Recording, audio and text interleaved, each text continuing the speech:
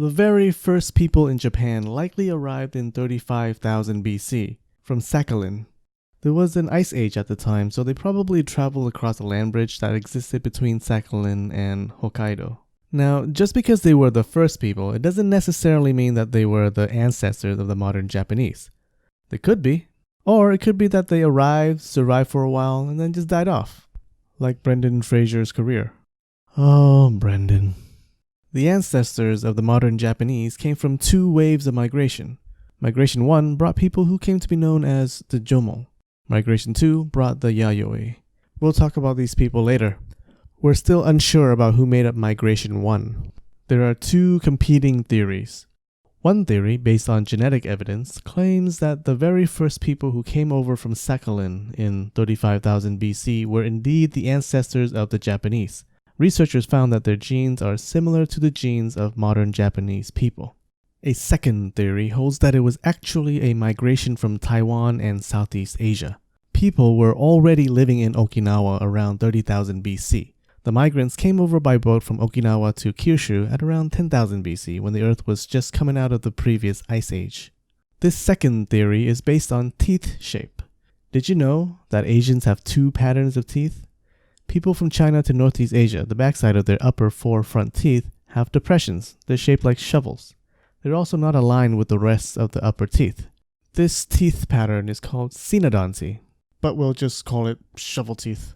People from Southeast Asia and Taiwan to the Philippines and Indonesia have smoother front teeth that are aligned with the others.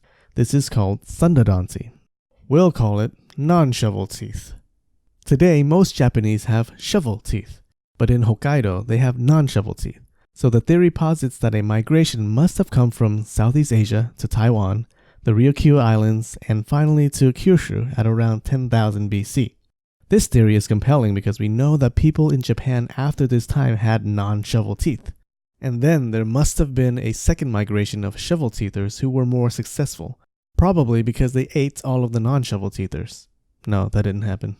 The people from this second migration must have then spread over most of Japan. That's another reason why this theory is strong, because we do have a lot of evidence for this second migration. Most researchers agree that Migration 2 happened at around 500 BC. People crossed the waters from Korea to Kyushu. These were the Yayoi people. They brought with them the practice of rice farming and quickly became the dominant population in Japan. We'll discuss these people in a later video. There is a lot of evidence for Migration 2, but the most interesting, I think, is the earwax study. Yeah, that stuff in your ears? There are two types of earwax, wet and dry. To see which type you have, stick a finger in your ear, then pull it out, then put it in your mouth. Mine's wet. Your earwax type is determined by your genes. About 85% of Japanese have dry earwax, 15% have wet earwax. In a great example of getting students involved in science, student teams across 42 Japanese high schools carried out a study.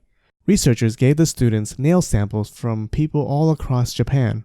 The students extracted the DNA from the samples and isolated the genes responsible for earwax type. They then created a map of earwax types in Japan. Scientists already knew that the JOMON people carried the genes for wet earwax, and the Yayoi carried the genes for dry earwax. The students' work showed that dry earwax is more common in Western Japan. This reinforced the theory that there was a Migration 2 and helped to show the path that the Yayoi took to spread across Japan. The Yayoi migrated from Korea or China and then moved east and north, replacing most of the JOMON. Again, I don't want you to think that there were only two migrations into Japan. People were moving back and forth all the time, in and out of Japan. It's just that we believe the modern Japanese are mainly descendants of people from these two migrations. Before around 10,500 BC is what scientists call the PALEOLITHIC period of Japan, or the Stone Age to us stupid people. They were hunter-gatherers back in those days. They moved where the big game animals were, such as mammoths and bison. Archaeologists have dug up all kinds of stone tools that they use: spearheads, blades, pounding and grinding instruments. There was a huge population increase between 16,000 and 13,000 BC, probably because the Earth was coming out of the last ice age and temperatures rose.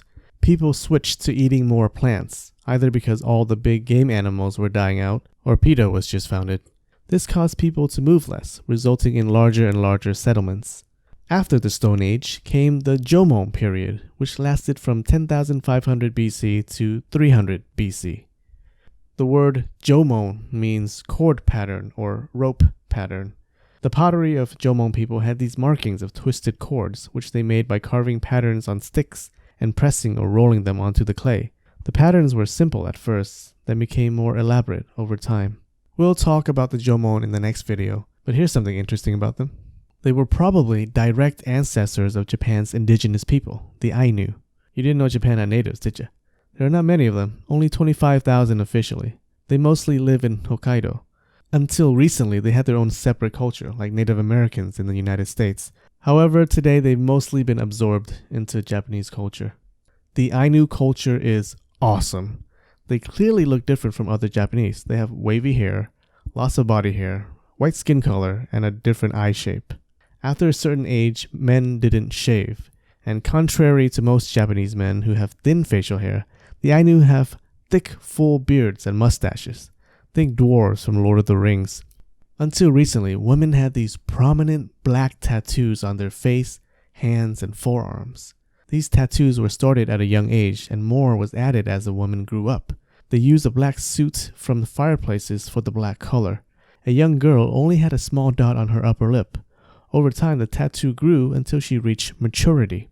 The tattoos were supposed to repel evil spirits and ensure the woman's place in the afterlife.